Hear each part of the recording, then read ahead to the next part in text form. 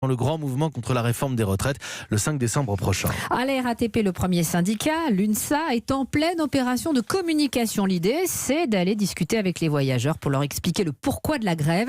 Distribution de tracts ce matin, gare Saint-Lazare et hier, gare du Nord. Reportage d'Aurélien Fleureau. À partir du 5, ça ne sera pas pour vous emmerder, mais c'est pour dire non-stop à cette réforme qui va nous nuire.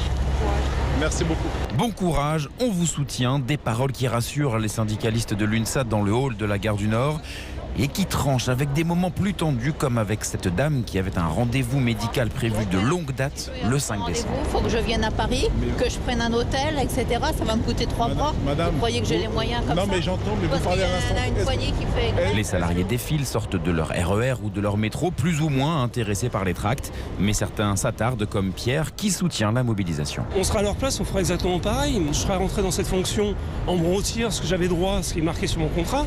Je me révolte, je suis désolé. Ce sera une grève inutile, estime Anne, qui chaque matin doit prendre un bus et un train pour aller travailler. Est-ce que vous pensez réellement que ça va changer quelque chose? Moi, je ne vais pas faire grève, il faut que j'aille bosser. Alors, c'est leur seul moyen de revendiquer. Mais excusez-moi, ils emmerdent tout le monde.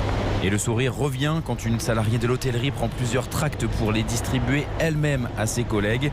Et après 2 heures passées en gare, les syndicalistes reprennent leur carton. Cette sortie était la première d'une longue série. C'est pour ça qu'on se battra jusqu'au bout et on lâchera pas. Jusqu'au 5 décembre. Aurélien Fleureau.